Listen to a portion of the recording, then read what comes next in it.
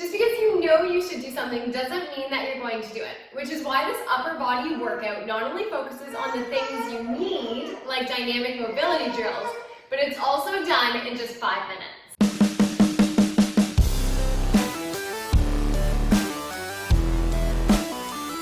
Okay, so getting started with thoracic rotations, when you are doing these, you really want to make sure that your back stays flat in a neutral position and that you're aiming to rotate through the upper back, the thoracic spine, instead of twisting your hips.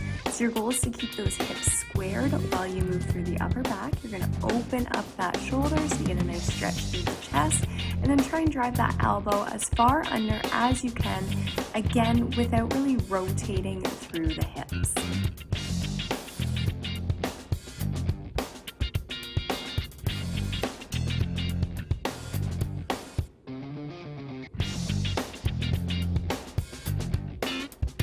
Moving into Scapular Pro and Retractions, the goal here is to maintain your plank position, so a nice flat back, while you're moving through the back of the shoulder. So you are pinching your shoulder blades and then actively pushing them up and rounding the upper back without letting that low back drop. Thoracic openers, come into a lunge position with your inside leg down and place your palm on the wall in front of you. Press into the wall as you move that hand all the way behind you to kind of get some movement through the shoulder and the upper back. The closer to the wall you are, the harder this exercise is and the more resistance that you are going to feel. Okay, so you are trying to keep your hips squared and move more through, again, the upper back instead of twisting.